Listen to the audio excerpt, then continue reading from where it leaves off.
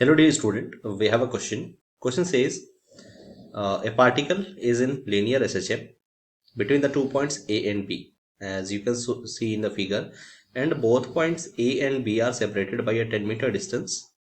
Now they are saying take the direction from A to B is positive, है ना. अगर A से B तक का डायरेक्शन जो है हम पॉजिटिव कंसीडर करें, देन पूछा क्या गया है कि कौन सा स्टेटमेंट करेक्ट है. ठीक है, so we will make a figure first, है ना. सबसे पहले हम फिगर एक बनाते हैं, है ना, क्योंकि जब फिगर बन जाएगा तो ये क्वेश्चन थोड़ा इजी हो जाएगा. फिगर वैसे दिया हुआ है बट हम इसको थोड़ा सा और, है ना, इसको थोड़ा सा और हम क्लियर बनाते हैं, बड़ा सा बनाते हैं. ठीक है, चलो मान लेते हैं ये बना दिया हमने. तो अब क्या करते हैं बेटा, लेट्स सी, यहाँ पर पॉइंट ए है, यहाँ पर पॉइंट बी है, इन दोनों का मिड पॉइंट है ओ, है ना. और चलो ये हो गया. तो इस डायरेक्शन को बोला है पॉजिटिव और इस डायरेक्शन को बोला है बेटा नेगेटिव. ठीक है ना, इससे इधर जो है वो पॉजिटिव बोला है और इससे इधर जो है वो नेगेटिव बोला है. ठीक है ना, ए से बी को पॉजिटिव बोला है वैसे तो. चलो, तो मतलब हमारा मेन पोजीशन ये रहेगा, है ना, हमारा मेन पोजीशन ये रहेगा और ये रहेगा बेटा एक्सट्रीम पोजीशन. ये ए और बी जो है वो रहेंगे एक्सट्रीम पोजीशन. सबसे पहले बेटा आते हैं की कॉन्सेप्ट के ऊपर, है ना. तो जो इसमें लगने वाला है की कॉन्सेप्ट वो क्या है.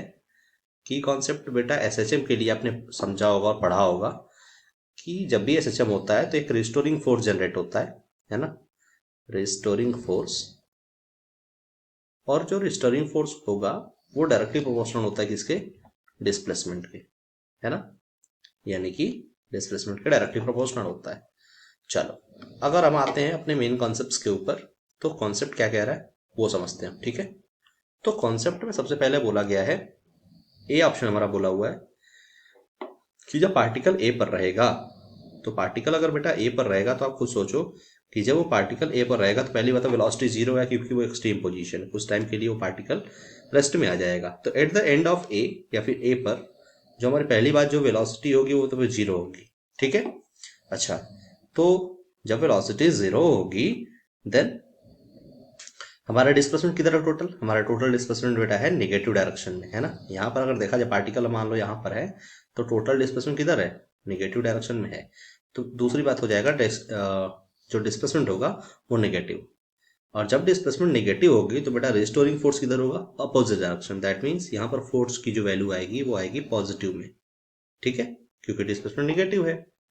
ठीक है, और हमेशा डिस्प्लेसमेंट और रिस्टोरिंग फोर्स एक दूसरे के अपोजिट होते हैं. ठीक है, चलो. अच्छा बेटा, अगर फोर्स अब पॉजिटिव हो तो एक्सेलरेशन भी तो पॉजिटिव होगा, because force equal to mass times of acceleration, तो एक्सेलरेशन भी पॉजिटिव होगा. इसमें क्या बोला हुआ है, एक्सेलरेशन और फोर्स जो होंगे निगेटिव होंगे, ये गलत है. ठीक है,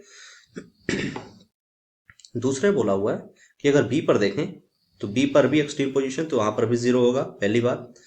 लेकिन वहां पर जो फोर्स डिस्प्लेसमेंट है ना, बी पर अगर देखा जाए तो बी पर अगर डिस्प्लेसमेंट देखें तो पॉजिटिव है, तो इसलिए फोर्स क्या होगा, बी पर निगेटिव होगा और एक्सेलरेशन भी निगेटिव ही होगा.